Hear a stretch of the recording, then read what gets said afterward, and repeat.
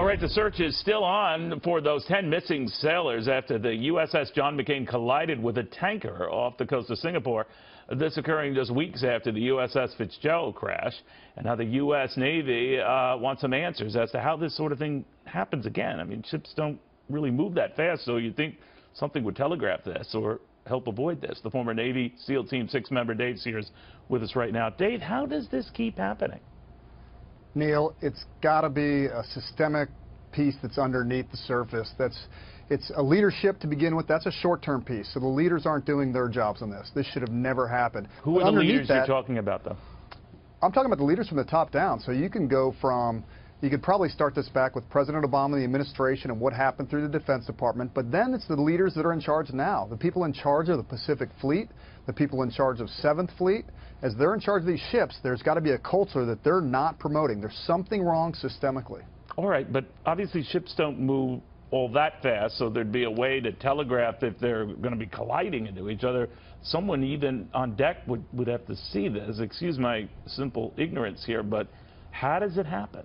No, that's why this is so baffling, and why, to me, it indicates structural problems under the surface with the leadership and the culture of what's going on. But there are so many redundant... I mean, how would the culture have to do with just looking outside and seeing what's around you? Because if your watchstanders aren't doing their job, so there's redundant systems on there. You have radar, you have watchstanders with night vision, with big eyes. We call them binoculars, big eyes, right? Right. And they're watching all that, but if they're not attentive on their watch stations, if they're slack in their duties, if they're relying too much on automation rather than fundamental seamanship skills, then that's the culture that's underneath, and that's being promoted. Then you don't have that attention to detail, and things like this happen that should never happen. Yeah, I think at the outset I could see with fighter jets or a collision over Syrian airspace. I've always worried about that between a Russian jet fighter and an American jet fighter, because we don't obviously have like air patrols there to do that sort of thing. But this is getting to be a big problem, and in this particular case, if I'm North Korea, if I'm Kim Jong-un, I'm beginning to think, wow, these guys have serious problems here. I can keep doing whatever the heck I want. I agree. The U.S. Navy should be the pinnacle of seamanship and demonstrate that nonstop. They are deployed a lot. They are at sea a lot. They're doing a lot of operations, which then can lead to some accidents that do happen.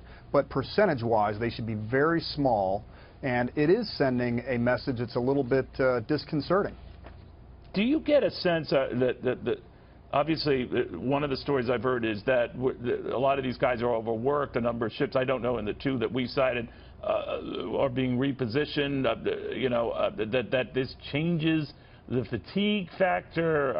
I'm just grasping at straws here. What do you think?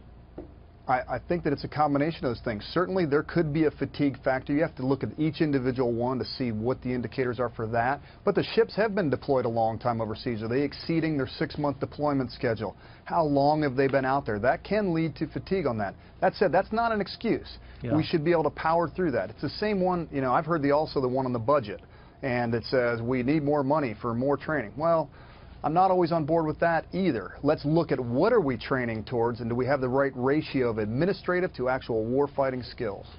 Dave, I'd be remiss if I didn't bring this up ahead of the President's speech tonight. What do you want to hear out of him? I want to hear what is our end goal in Afghanistan. Only from that can we derive any kind of a strategy or even talk about troop levels or talk about withdrawals. What are we trying to achieve?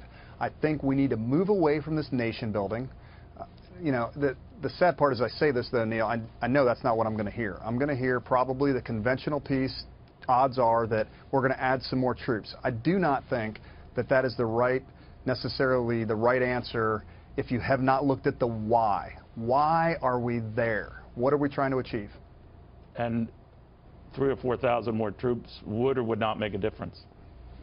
That all goes back to what's our end state. If we're trying to do nation building, they will not make a difference. The whole tradition, you go back to Afghanistan, it's run from Kabul and Kandahar. Those are two sections. You can't control the outside. They're not going to make a difference. Dave, you made a difference. Former Navy SEAL Team 6 member, the toughest of the tough. Thank you, sir. Thanks, Neil.